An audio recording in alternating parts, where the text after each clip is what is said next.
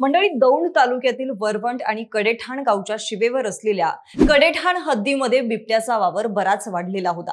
काही दिवसांपूर्वी 2.5 महिन्यांच्या बालकाचा या बिबट्याच्या हल्ल्यात मृत्यू झाल्याची बातमी आली। त्यानंतर वन विभागाने पिंजरा लावून या बिबट्याला जेरबंद केलं, पण तरी सुद्धा गावकऱ्यांना उसाच्या शेतात बिबट्या दिसल्यामुळे कडेठाणच्या नागरिकांमध्ये भीतीचं वातावरण होतं। या घटनेला काहीच दिवस होत नाही तोवर तर कडेठाणच्या एका शेतामध्ये काम करणाऱ्या महिलेवर बिबट्याने झडप घातली आणि तिला ओढत उसाच्या शेतात घेऊन गेला। पुढे त्या हल्ल्यात तिचा मृत्यू झाला अशी बातमी आली। या महिलेच्या मृत्यूमुळे तिच्या पुतण्याला बराच धक्का बसल्याचं सुद्धा बोललं जात होतं। त्या महिलेच्या मृत्यूमागे वन विभाग जबाबदार असून वन विभागानं त्याला न्याय द्यावा आणि आर्थिक मदत सुद्धा द्यावी अशी मागणी त्यानं लावून धरली। पुढे पोलिसांनी त्या घटनेची माहिती घेतली आणि थेट वन विभागावर खापर फोडणाऱ्या पुतण्याच्या हातात बेड्या ठोकल्या। बिबट्याच्या हल्ल्यात मृत्यू झाला असताना पोलिसांनी तिच्या पुतण्याला बेड्या का ठोकल्या? पोलिसांच्या तपासात असं काय निघालं? घटना नेमकी काय आहे पाहूया या व्हिडिओच्या माध्यमातून। नमस्कार, मी मयुरी आणि तुम्ही पाहताय विषयच भरी। मंडळी, कानून के हात बहुत लंबे होते हे हा डायलॉग आपण बऱ्याच वेळा ऐकलाय, पण आता या डायलॉगची प्रचिती दौंड तालुक्याला आली आहे। 7 डिसेंबर 2024 रोजी 50 वर्षीय लताबाई बबन धावडे त्यांच्या नवऱ्याबरोबर शेतामध्ये कामासाठी जातात। दुपारी जेवण करून पुन्हा एकदा कामाला लागतात। संध्याकाळच्या सुमारास लताबाई आपल्या नवऱ्याला गवत कापण्यासाठी पुढे जायला सांगतात आणि स्वतः मात्र शेतात खुरपणी करायला थांबतात। तोपर्यंत लताबाईंचे पती घरी पोहोचतात। आपली पत्नी अजून का आली नाहीये म्हणून ते लताबाईंना शोधण्यासाठी परत शेतात जातात। मात्र शेतात लताबाईंचा मागमूस सुद्धा नव्हता। काळजीने लताबाईंच्या पतीने आजूबाजूचा परिसर अक्षरशः पिंजून काढला, पण तरी सुद्धा त्यांचा पत्ता काही लागत नव्हता। शेवटी त्यांनी आपला पुतण्या अनिल धावडे याला बोलावून घेतलं आणि आपल्या चुलतीच्या फोनवरती कॉल करायला लावला, मात्र त्यांचा फोन सुद्धा उचलला जात नव्हता। हे ऐकून लताबाईंचे पती घाबरून जातात। बघता बघता ही बातमी त्यांच्या कुटुंबियांना समजते। त्यानंतर त्यांचं अख्खं कुटुंब लताबाईंचा शोध घ्यायला लागतं। ही पाहणी सुरू असतानाच अनिल धावडेला शेजारच्या शेतात बिबट्याचा आवाज आला। मग सगळी लोक त्या शेताकडे वळली तर त्या शेताच्या बांधावर लता धावडे रक्ताळलेल्या अवस्थेत आढळून आल्या। त्यांच्या तोंडाचा चेंदामेंदा झाला होता आणि सगळीकडे रक्त पसरलेलं होतं। या घटनेनं अख्खं गाव हादरून गेलं।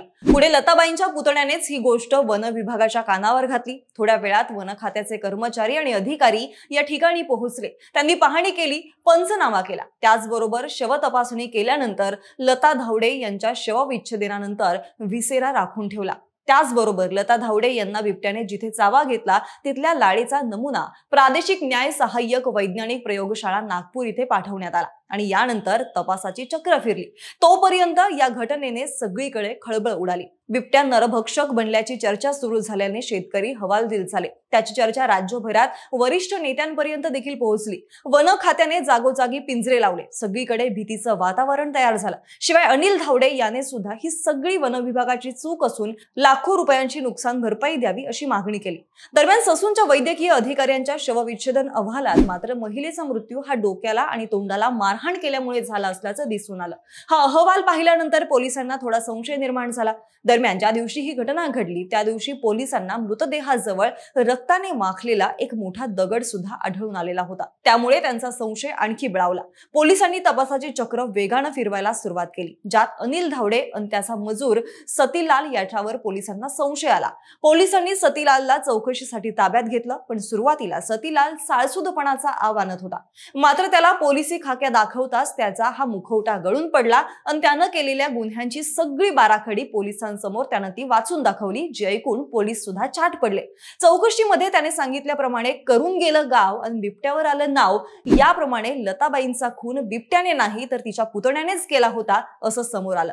अनिल धावडे आणि त्याची चुलती लता धावडे यांच्यात अनैतिक संबंध होते। दोघे शेतात भेटत असायचे, मात्र काही दिवसांपासून लता धावडे त्यांच्या पुतण्याला भेटायला येत नव्हत्या। शिवाय त्या पैशांची सुद्धा मागणी करत होत्या आणि त्यामुळेच अनिल धावडेने सतीलाल मोरे याला तुला 1.5 लाख रुपये देतो, आपण दोघे मिळून तिला संपवू असं सांगितलं आणि या दोघांनी मिळून लताबाई यांना मारण्याचा कट रचला। लता धावडे या गवत खुरपण्यासाठी शेतात गेल्यानंतर त्यांना सतीलाल यानं बाजूला बोलावून घेतलं। आपल्या पुतण्याच्या घरी काम करणारा व्यक्ती आपल्याला बोलावतोय, त्यामुळे त्या सुद्धा त्यांच्याबरोबर बांधावर गेल्या। त्यावेळी त्यानं तोंड दाबून त्यांना बेशुद्ध केलं आणि मग मुख्य आरोपी त्या ठिकाणी गेला. या दोघांनी मिळून त्या ठिकाणी त्यांना दगडानं मारून त्यांचा खून केला.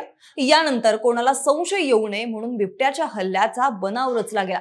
गावकऱ्यांना आणि पोलिसांना दिशाभूल करण्यासाठी दोघांनीही लताबाई यांचा मृतदेह शेताच्या बाजूला टाकून बिबट्याने हल्ला करून ठार केलं असं खोटं नाटं पसरवलं गेलं. मात्र शवविच्छेदन आणि नागपूर प्रयोगशाळेच्या अहवालात हा मृत्यू बिबट्याच्या हल्ल्याने झालेला नसल्याचं स्पष्ट झालं आणि यावरूनच पोलिसांनी सखोल तपास करत अनिल धावडे आणि सतीलाल मोरे यांना अटक केली असून आता पुढचा तपास पोलीस करत आहेत. मंडळी, या घटनेमध्ये बिबट्या निर्दोष सुटला असून आता खरे आरोपी मात्र गजाआड झाले. तर अशी होती करून गेलं गाव आणि बिबट्यावर आलं नाव याची ही कहाणी. शेवटी ही माहिती तुम्हाला जर आवडली असेल तर आपल्या विषयच भारी या YouTube चॅनलला सबस्क्राईब करायला विसरू नका. धन्यवाद.